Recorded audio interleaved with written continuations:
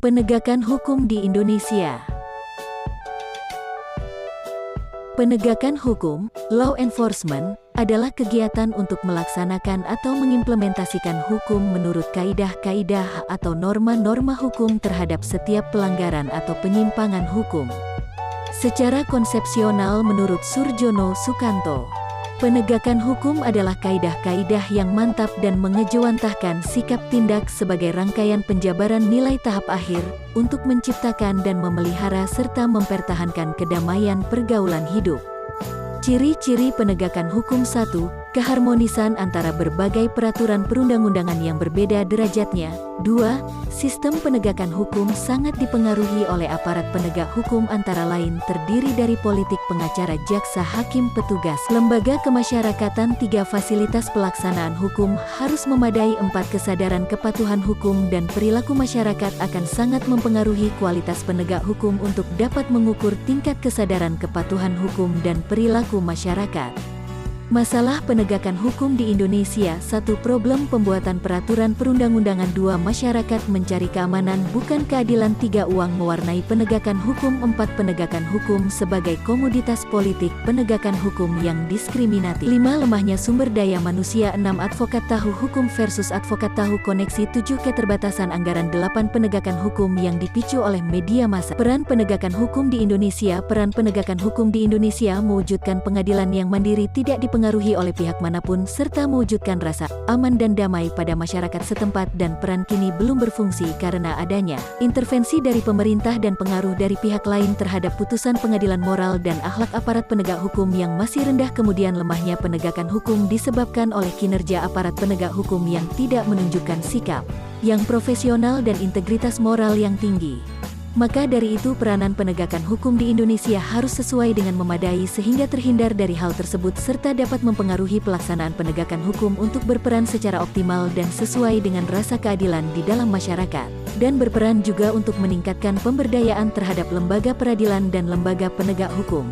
Proses penegakan hukum di Indonesia. Proses penegakan hukum dalam peradilan pidana. Tahapan dalam proses peradilan pidana tersebut dimulai dari tahap penyidikan, penuntutan, pemeriksaan di muka pengadilan hingga pelaksanaan putusan pengadilan atau eksekusi. Pada setiap tahap terdapat beberapa tindakan yang harus dilakukan untuk bisa memasuki tahap selanjutnya. Tiap tahap dilakukan oleh masing-masing lembaga sesuai dengan tugas kewenangannya. 1. Tahap penyidikan. Tahapan ini dilakukan oleh kepolisian berdasarkan wewenangnya. Polisi dapat menilai dan menentukan suatu peristiwa sebagai tindak pidana atau bukan. Dalam melakukan tahapan ini, polisi diberi kewenangan untuk melakukan upaya demi penyesuaian penyidikan. Upaya-upaya bersifat memaksa tersebut meliputi pemanggilan, penangkapan, penahanan, penggeledahan, penyitaan, dan pemeriksaan surat. 2. Tahapan penuntutan. Tahapan ini menjadi tanggung jawab penuntut umum atau jaksa. Menurut KUHP, penuntutan adalah tindakan penuntut umum untuk melimpahkan perkara pidana ke pengadilan negeri yang berwenang dengan permintaan supaya diperiksa dan diputus oleh hakim di sidang pengadilan. 3. Tahap pemeriksaan. Pemeriksaan perkara di pengadilan negeri dilakukan setelah penyerahan perkara oleh penuntut umum. Pemeriksaan perkara oleh hakim di sidang pengadilan didasarkan pada dakwaan dari jaksa penuntut umum. 4. Tahap pelaksanaan putusan. Tahap eksekusi atau pelaksanaan putusan pengadilan yang telah memperoleh kekuatan hukum tetap merupakan yang terakhir dalam proses peradilan pidana. Pada tahap ini terdakwa yang dinyatakan bersalah akan menjadi terpidana. Terpidana yang dipidanakan penjara atau kurungan akan dieksekusi dengan dimasukkan ke dalam lembaga permasyarakatan untuk pidana mati. Pelaksanaannya tidak akan dilakukan di muka umum dan berdasarkan pada undang-undang yang berlaku.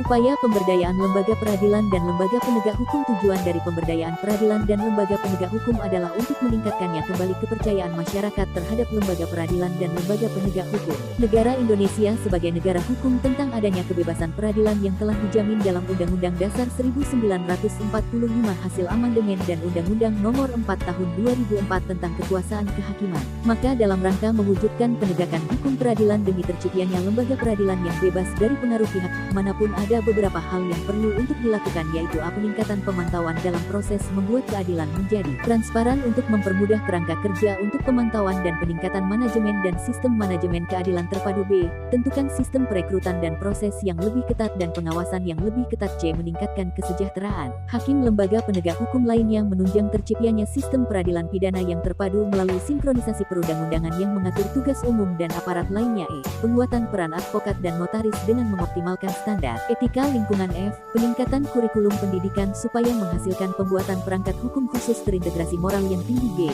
Peningkatan kualitas auditor dalam pelaksanaan penemuan hukum baru dengan keputusan pengadilan jurisprudensi. Sebagai dasar pertimbangan hukum apa yang dapat digunakan penegakan hukum-hukum di peradilan. H. Perlu meningkatkan moral sikap perilaku pemberdayaan keterampilan dan kompetensi aparat penegakan hukum.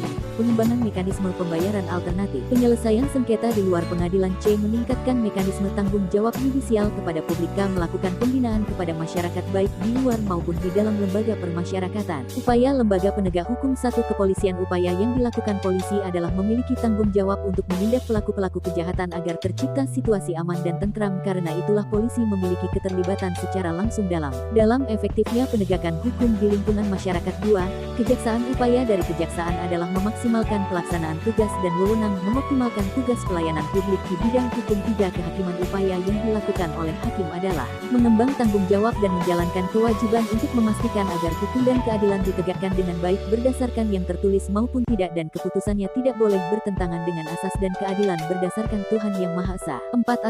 Advokat boleh membela kliennya tetapi harus tetap berada di jalur hukum. Pembelaan yang dilakukan harus sesuai dengan peraturan perundang-undangan yang berlaku. Berikut ini adalah contoh kasus dari penegakan hukum di Indonesia berikut ini. Kepolisian RI telah menangkap buron Joko Chandra, terpidana kasus pengalihan utang Bank Bali yang kabur ke luar negeri sejak 2009 silam. Penangkapan Joko Chandra dipimpin langsung oleh Kabar Reskrim Komjen Listio Sigit Prabowo yang menjemput Joko Chandra di Malaysia pada Kamis 30 Juli 2020. Tindak pidana korupsi yang dilakukan Joko Chandra diduga telah merugikan negara 940 miliar rupiah. Thank you.